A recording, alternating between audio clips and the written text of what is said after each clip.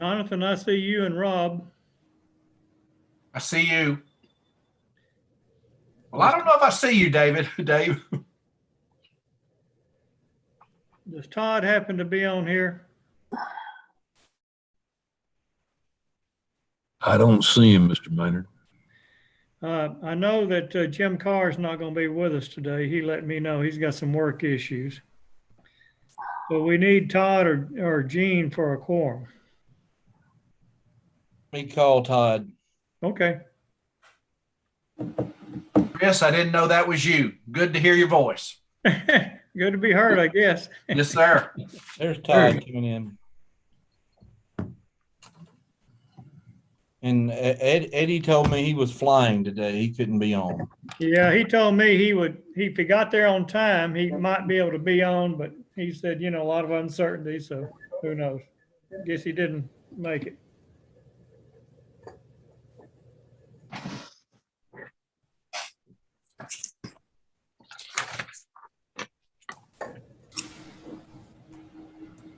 Mr. Maynard, yes. Do you want to discuss the cart barn first, since Marshall's on here, and so he can get back to his? That's fine. I think we can certainly jump to that. That way, he can get back to his public works business. Sure. That's a good idea. I think we've had some late emails here on that subject. Do we want to recap why the insurance claim has been initially rejected and what's being done about that to try to? That probably can be part of the discussion. Yeah. Andy, have you talked to John Bradley? Who from the city is following up with our insurance on that? Do you know? My understanding, are we ready to start? I'm sorry, I'll jump in. Well, we don't have a quorum. I don't know that we can act on anything. I don't know if we have. I think we do now, don't we? Oh, yeah, there you are. We do have a quorum. Yeah. The meeting is called to order. Okay. Thank you, Todd. The meeting is called to order. All righty. At Andy's suggestion, we're going to proceed to the really the bottom other business and talk about the cart barn to start with. Andy, you going to lead that discussion, or? I can start it. Probably going to have to be a combination of all of us, really. Okay. As far as the insurance claim goes, we turned it in. They initially have denied it. Mr. Bradley's gotten their engineer report. I think, has he given that to you, Marshall? Yes, and I've reviewed it. Yeah. So I think after you reviewed it and got back with him, he has now spoken with Bill Wright with Public Entity Partners, and basically told him that we do not agree with them denying the claim. That we've had 3 or 4 city engineers look at this, and what they were claiming in their denial was, we didn't feel a very solid reason. And I think at this point, there's still what they're wanting from us at this point is an estimate of what it's going to take to repair or replace. So once we get that to them, then I think we'll have a determination if they're going to give us funds to do portions of that. I don't know if they'll give us all, some, none, what they'll do. But that's where we stand when it comes to insurance. And then the board voted the other night to move $31,000 into a project account from leftover from the golf course parking lot paving. So that has started a project account, and those funds will be used when necessary for the cart barn. Probably that's the intent. Andy, I understand from Eddie that those funds do not have to be used in this fiscal year, but they can be carried over into the next. That's correct. Okay. Now, past that, in terms of options and where things are, what might be best in terms of repair and replace, I'm gonna have to turn that over to probably Marshall and Lynn at this point.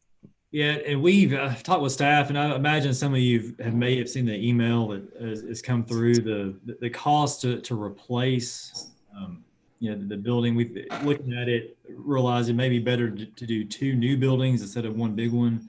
2 smaller buildings, and the cost for that would be about $37,000 for each one.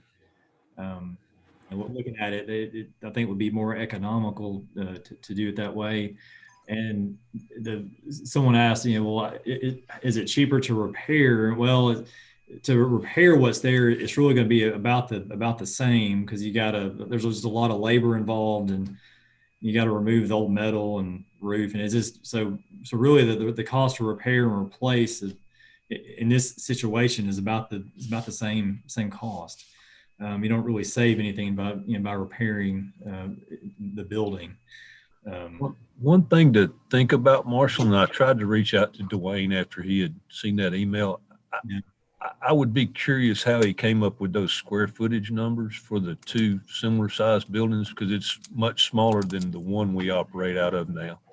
Yes. I can't remember how they.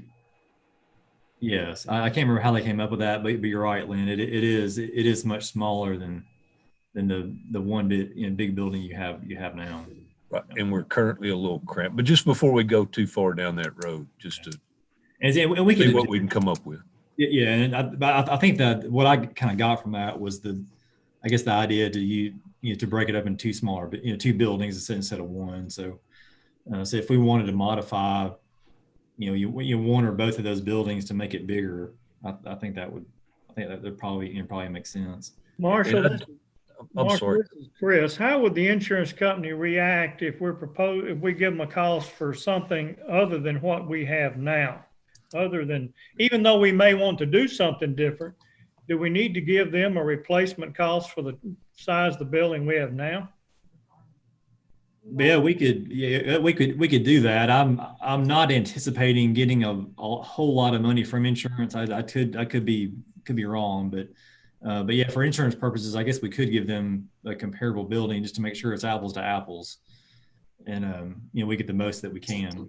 I just don't want to give them something that they can object to right off the building and say, well, you're trying to do something different than what you have, replace something different than what you have. Right. Tell me again, why is the insurance even in question? Whether it's covered. Yeah, well, I'll give you my opinion, I guess, based on what they provided us in their report.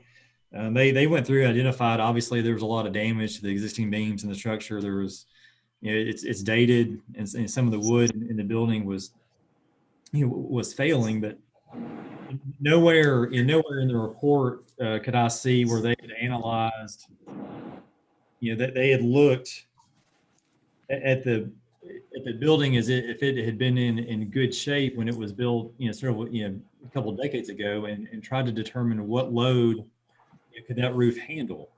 They just said, well, no, the roof is the wood's decayed and it failed, and it's not our problem. Well, they didn't really look at it that closely, and I get asked kind of the same question. Well, if we'd been paying the insurance company money all these years for a building that was really uninsurable in their opinion, why have we been paying them for it? Exactly. And so I think that's what John Bradley has gone to them with, and I'm hoping that there will be some resolution to that. It's kind of frustrating for us to have a building that we've insured for many, many years, and then come to find out, well, we can't. Before this damage occurred, do we know when they last looked at this building as part of providing coverage? I know they look at, I don't think it's last year. Last year Yes. or year before, one of the two. Did they offer any comments as a result of that? No, sir. No. Well, I kind of think on them, I guess. If you've looked at the building and you don't raise any objections to the structure you're providing coverage for. Yeah. Who is the insurance company? PEP, formerly TML. Public Entity Partners. I am curious, Marshall, why did you mention two buildings that are smaller versus just the same size building? There was a contractor that did the repairs that does a lot of these types of buildings, and he said that it's just more economical to go with smaller buildings. How much square footage do we have now? 8650. 8650, okay. And you need to determine what the requirement is. If is the requirement, would it be sufficient to have that square footage now?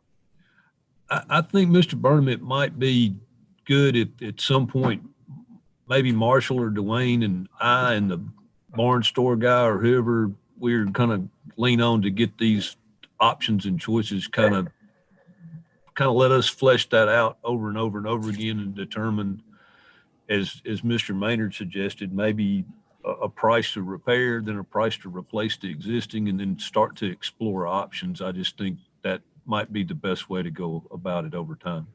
Yeah. I think what we need for insurance purposes sooner rather than later is an estimate to replace what we have. I agree.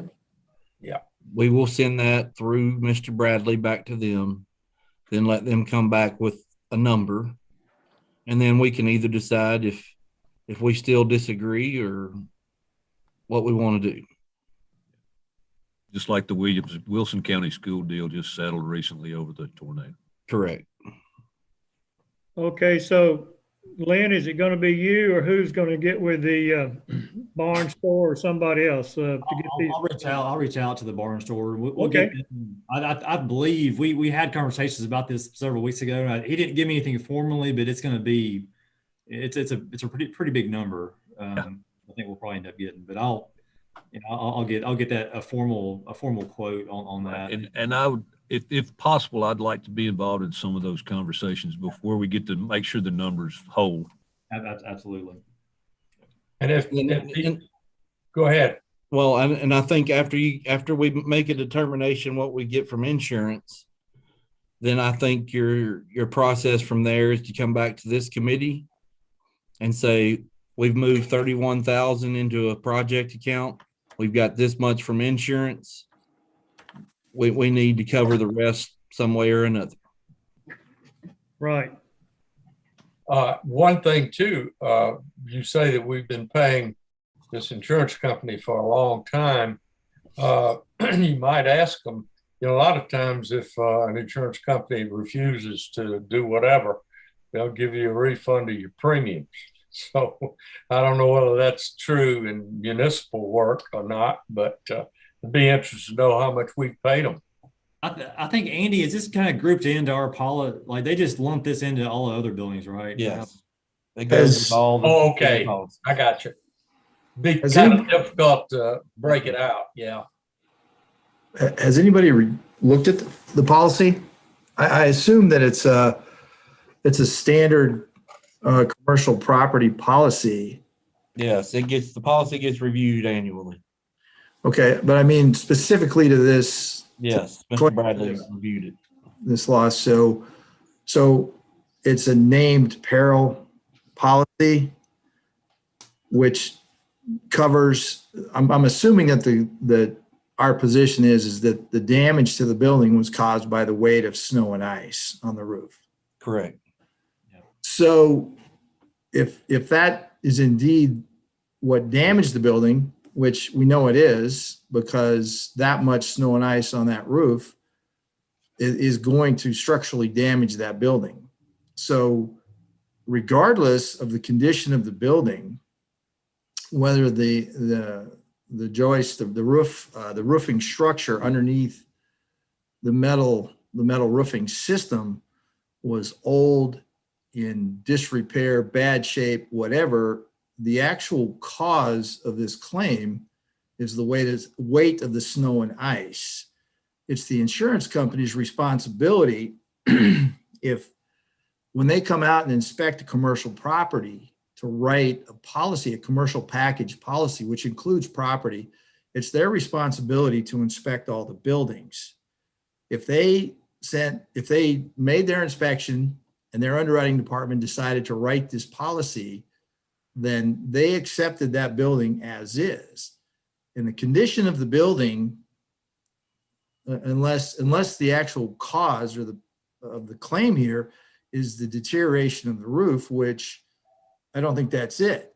I think they, regardless of the condition of the building, their responsibility is to put that building back into the condition it was in or repair it, which we all know they can't do because it's an older building and they're going to have to replace the roofing system and the structural system that was damaged with like, kind, and quality new material.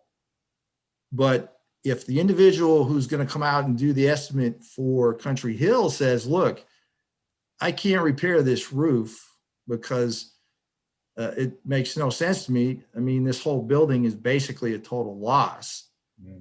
Then the insurance company is in a situation, provided that we have a covered cause of loss, which I haven't seen the covered perils in the policy, but if you've looked at the policy and the weight of ice and snow is covered, then that is what needs to be done. The building is going to have to be replaced.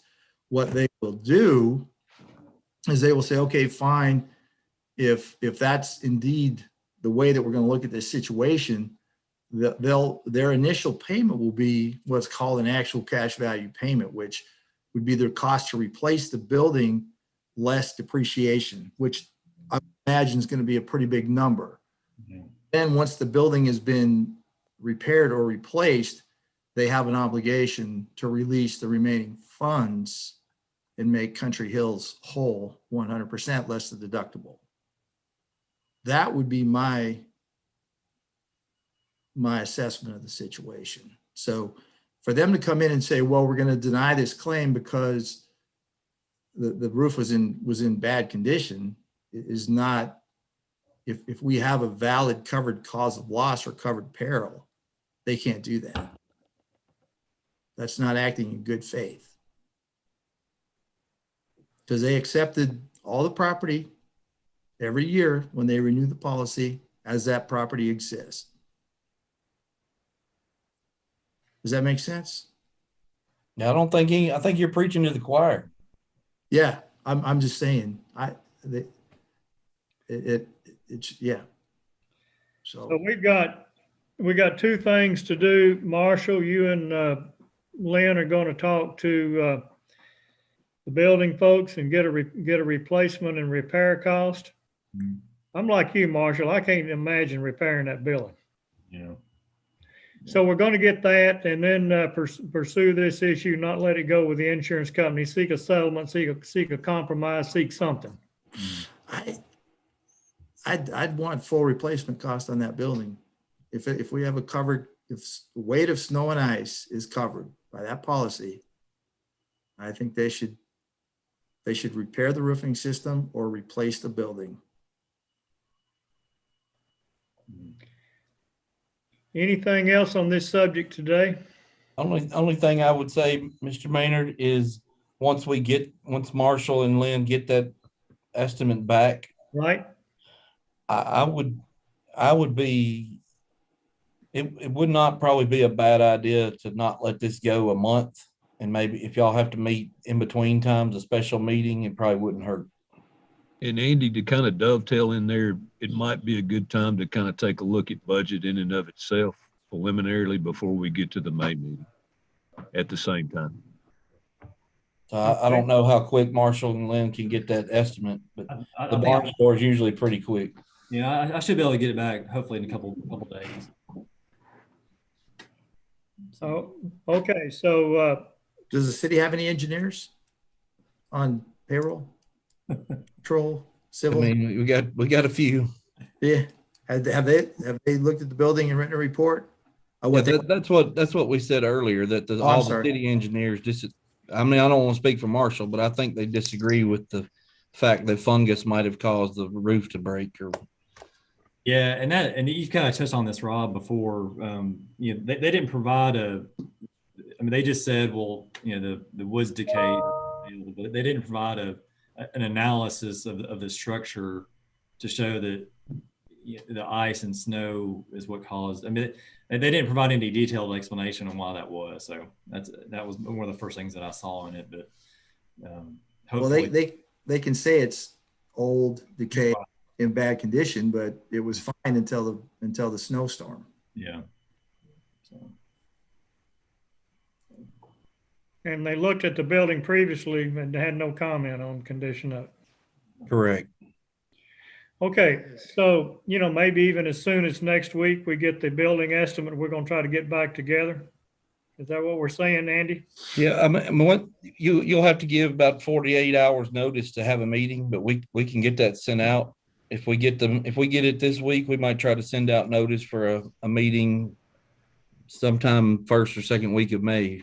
Under the city's present rules or procedures, how close are we to getting back to in-person meetings? The governor's declaration for allowing electronic meetings expires at the end of this month. So if he extends it, we'll see what we can do.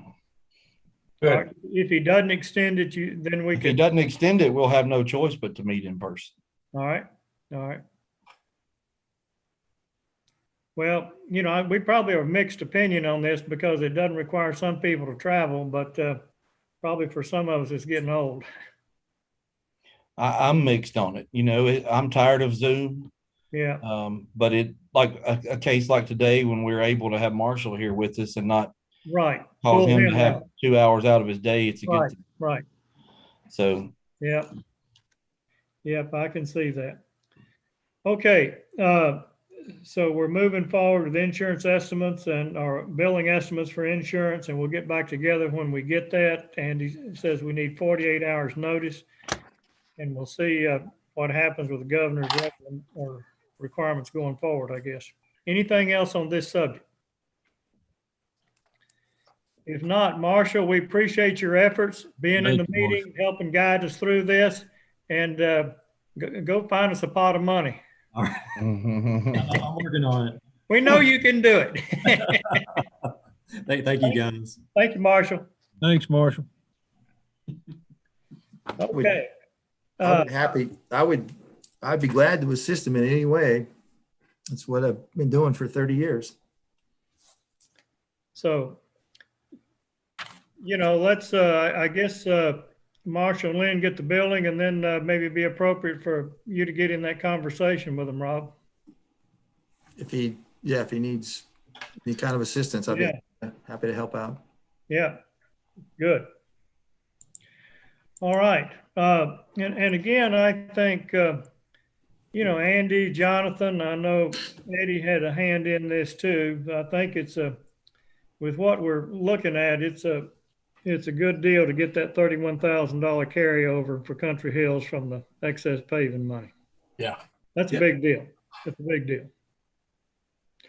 Okay, let's pick on up with the balance of the agenda. I think everybody's had a chance to review the March meeting minutes. Is there a motion to approve those minutes? So moved. Second? Todd. All right, roll call vote, all in favor. Todd, how do you vote? Aye. Rob? Yes. And Chris votes yes. Minutes are approved. Moving on to the financial results. David? Okay. We had another good month. I'm glad to report that Country Hills, with a little interruption from the snowstorm, we're on a pretty good roll. We had 2012 rounds during the month of March. That was 18% more than budget. Budget was 1,700, and 400 rounds more than March of last year. Our income, $83,800, 17,000 above budget, and 14,000 above March of last year. Operating expenses were $8,200 above budget, with chemicals and fertilizer being about $5,500 over budget, and new range balls of $3,400 budgeted for April but paid in March. And I assume, as usual, that that the chemicals and fertilizer bill will be pulled into balance during the course of the year. So our net operating income of $11,140, $2,100 better than budget. Our net cash flow was a negative $6,900 for the month, but that was $7,700 better than budget, which budget had projected a loss of $14,600 for the month. For the first 9 months of the fiscal year, our income is $148,000 ahead of budget and $150,000 more than last year. Our operating expenses are $19,000 over budget. A lot of payroll in there that we've seen increase in play. So our net operating income of just under $68,000 is just about $97,000 more than budget, which had projected up to this time a $29,000 loss year to date, and we're $112,000 ahead of last year for our net operating income. Our net cash flow year to date about $44,000, with $99,000 better than budget, which at this point had projected a loss of about $55,000, and compared with a loss of $45,000 last year. So we continued to do well.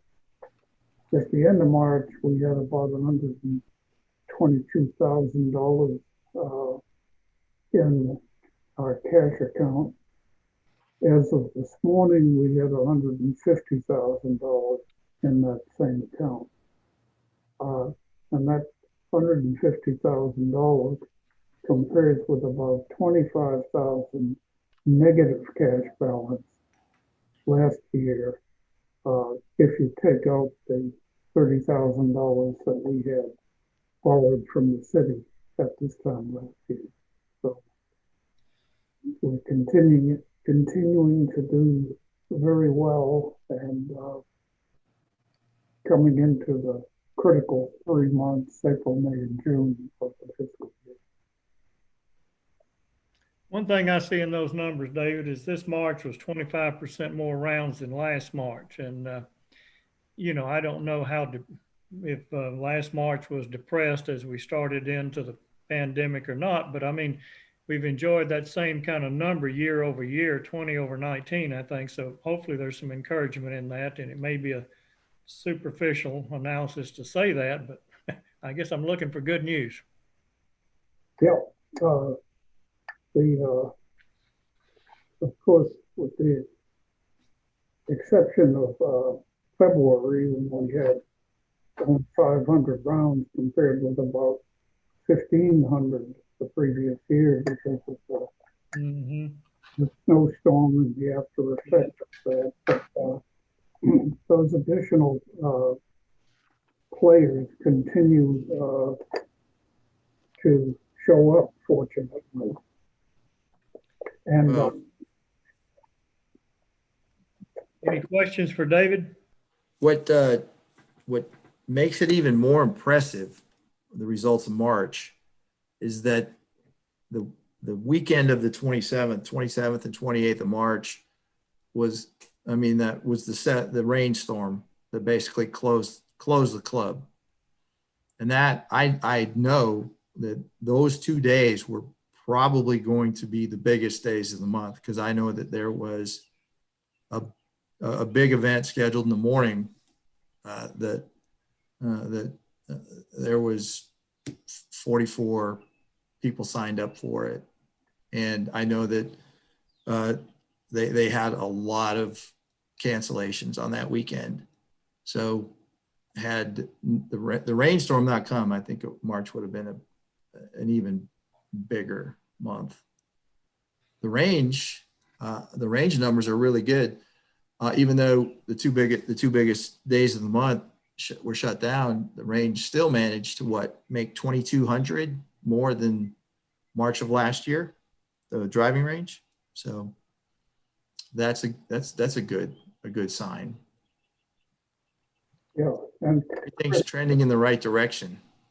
It's the weather so far that's been the problem. yeah, and Chris, while I'm at it, in Brad's absence, I'll give his month-to-date results. Okay. Through the Sunday, the 18th, that's 60% of the days in the month. We had 81% of the budgeted rounds in the bank, if you will. Budget was 2,300 rounds. It's got almost 1,900 through Sunday. And from an income standpoint, we had 84% of the income in the bank. As I said, in 60% of the days, we've got 84% of the income already in the Okay. Good. All right. Next item on the agenda is golf operations. Brad's not with us. He did send an email. Lynn, do you want to cover that for Brad, or? If it's all right, I think unless somebody's had questions, I believe his email might speak for itself, just kind of echoing where we have been the last 9 months. Rounds are up, and we're kind of moving forward with a process. Okay.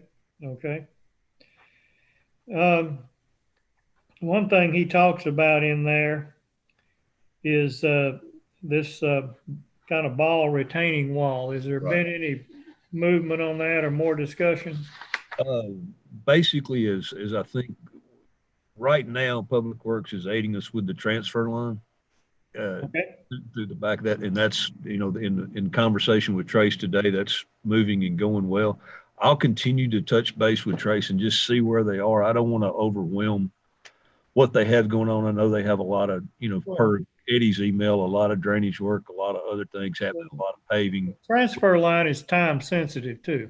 Yes, sir. I would, without water, we're not in very good shape. No. So maybe there's an option if we see that Trace and those guys are going to be a while, maybe there's a temporary option that we could do something just to kind of help along the cause.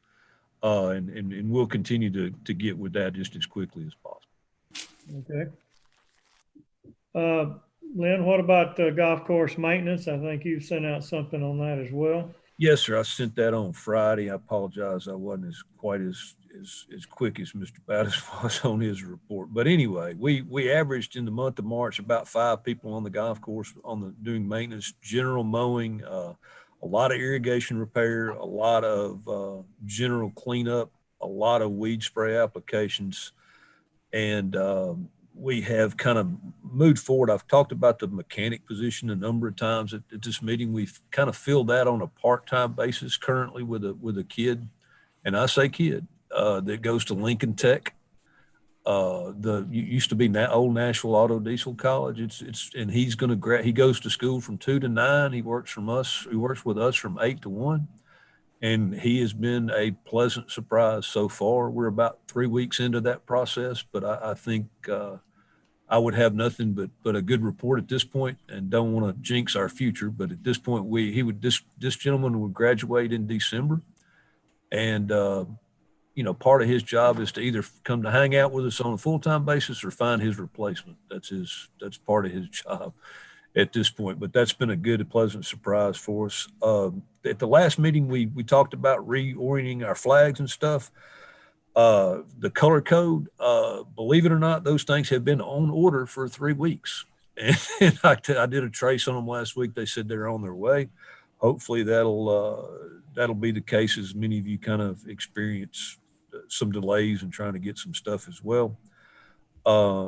We do have our dry-jet greens aeration substitute happening the 28th and 29th of this month, next Wednesday and Thursday. And again, we've talked about how that would be less obtrusive to play than conventional aeration. And I guess to kind of go back to one of the early comments, the transfer line, according to Trace, is going well.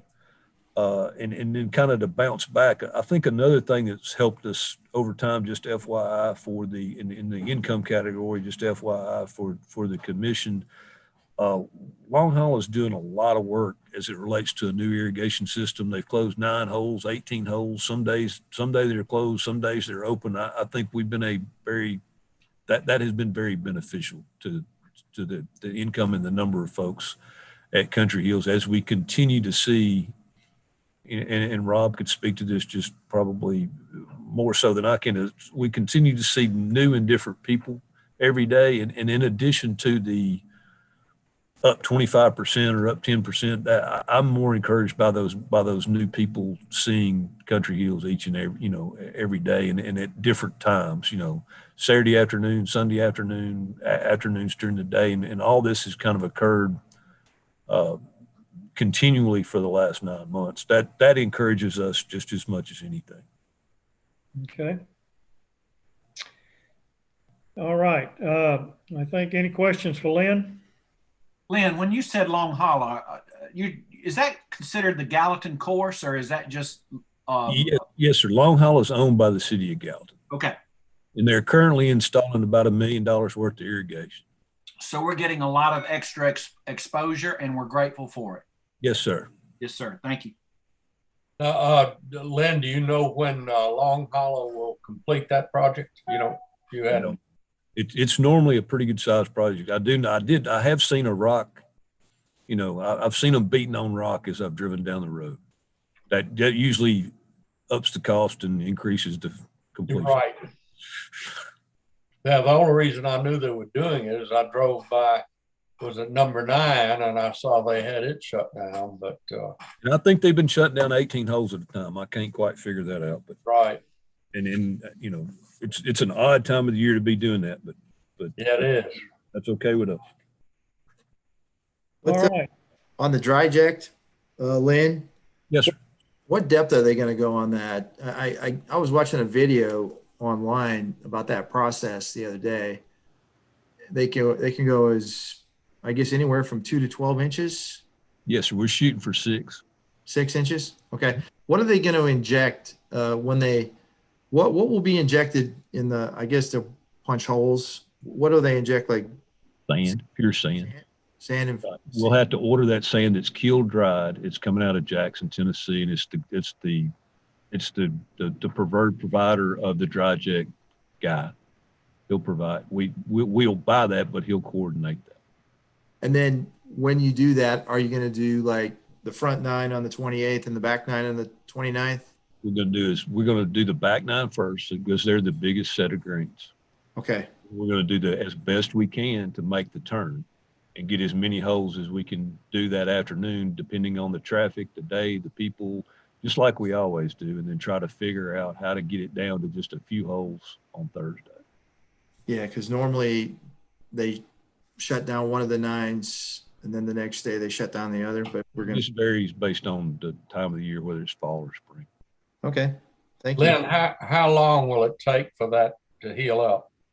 It'll be much less than conventional aeration. Really? We'll do some conventional top dressing along with the process, but I would say within 5 to 10 days, you wouldn't know that anything's happened. That's Some good. people would. Some people always think they do, but some people would. But I think you'll see a tremendous difference between conventional aeration and the dry jet, and that's kind of how we hope to. and our thought and theory was, even though this is a subcontracted maintenance practice, the additional income that we would receive in the third and fourth week after aeration would more than cover the cost. Yeah. Anything else for Lynn? All right, moving on to other business.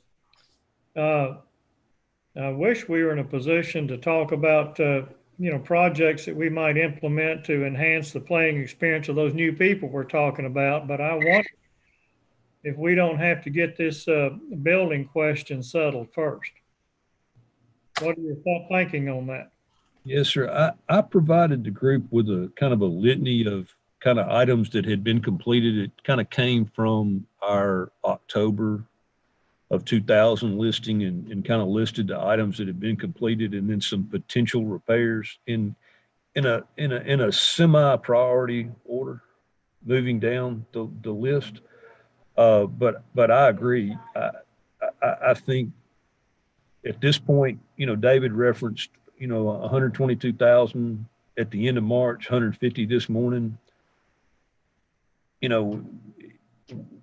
If things proceed the way they would proceed from this point to the end of the fiscal year, we would kind of project $170,000 to $190,000 of cash in the bank at the end of the fiscal year, barring any crazy something going on as it relates to weather or equipment. But remember the floor that we had kind of placed in terms of $50,000 to get to that spot. So I think you're right, Mr. Maynard. I'm not sure how those things would be viewed. There are some things that we could probably put in the budget that are smaller items that could be placed in the budget that over time we could accomplish some of those improvements. But, when we start talking about $21,000 to $22,000 for a fan for 13 green or, something like that, I think we kind of need to figure out where we stand on the maintenance side first. Well, and maybe we'll be in a position, even possibly to have enough information that we could, reconsider some of that come May. Yes, sir. And go ahead, Andy. I'm sorry. I was going to make a couple of suggestions if I could, Mr. Maynard. Sure. With knowing everything that Public Works has got going on, there's three things that I would say you could maybe look at. Lynn, I don't know this. I hadn't even talked to you about this, so sorry. Okay. But it probably wouldn't hurt to just get an estimate on the concrete wall for the range. I've made that phone call this morning. Just to see, is it worth us paying for it versus the time it's going to take for Trace and them to get out there and do it. I agree.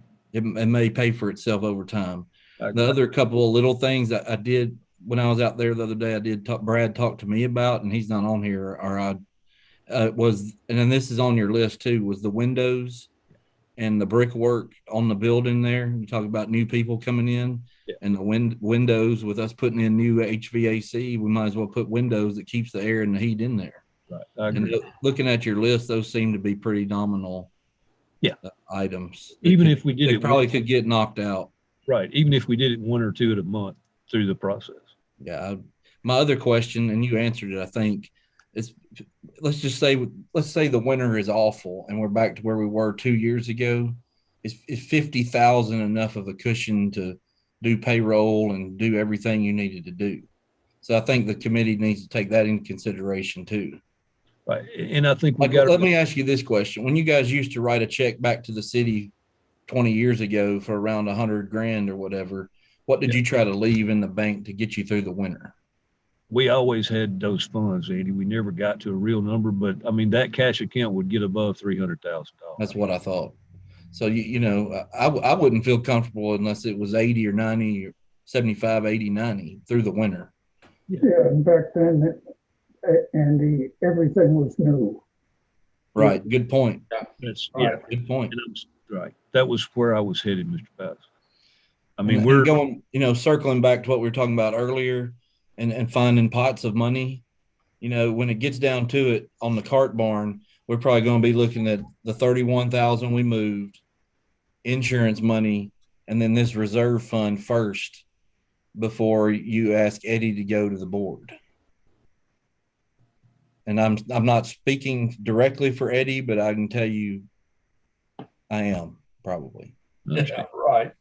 You are. Mr. You Maynard, you and Jonathan might have had that same conversation. Well, I have, and I think you're right, Andy. I think that's kind of where we're at.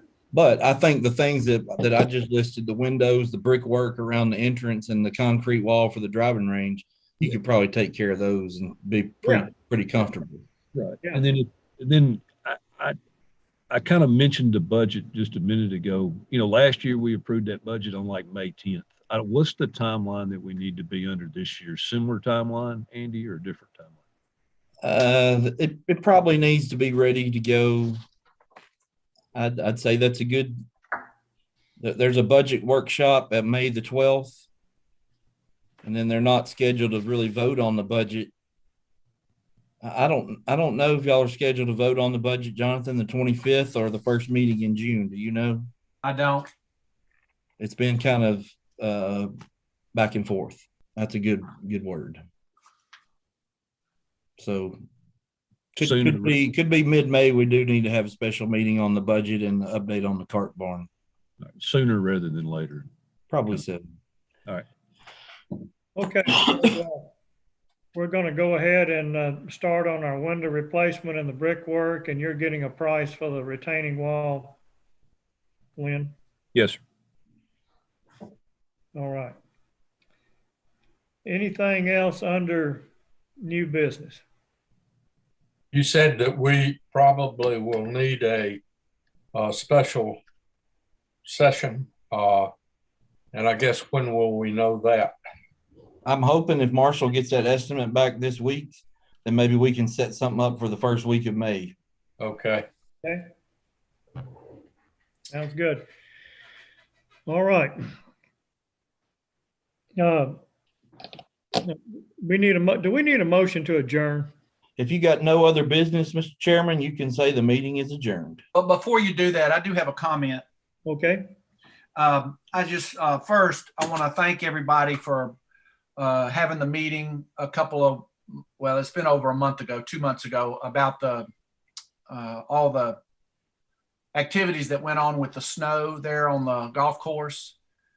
Some of my constituents who live up there around the golf course in particular were very, very, very appreciative for this board's concern and looking at it.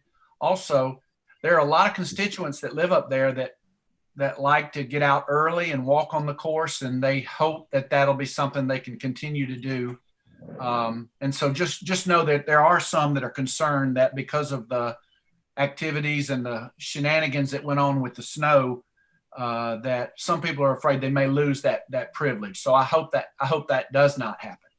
Last but not least, as Director Gilley had just mentioned earlier, it was what a blessing it is that the golf course is making money and having a tremendous number of rounds. And I'm so sorry that we've had this damage to the barn, but just know that this couldn't be happening at a better time. At our workshop last week, one of the things that I think Eddie was the one that mentioned it, but just that the golf course is doing real well and is prepared to move forward without an infusion of money this year. And I can just tell you that that was a great feeling. And just knowing that you still have the full support, just like the $31,000 that was moved over or allowed to be kept for the barn. But just monies are tight. None of us want to raise taxes. And I'm just so grateful for how well things are going with the golf course. And then last but not least is just that Andy, or Director Gilley, needs a lot of parking lots paved, and our whole city park system. There's, as you know, we had some flooding and there were some other issues there. So I just want to say publicly how much I appreciate his leadership and has always backed this golf course. But especially during this time, right when the barn happened, for that $31,000 to be left there, I appreciate all of his support on this. Thank you, Director Gilley. I think that's right, Jonathan. We appreciate the support and we appreciate the advice. that he offers on many of the subjects that come before this commission, and that's invaluable. And, you know, I think we're pleased that you talk about the city. You know, 3 winters ago, we borrowed 60,000. 2 winters ago, we borrowed 30,000. And this past winter, we didn't borrow anything as far as the line of credit. So I think we're all happy with that. And, you know, try to set it up so that we can get through these winters.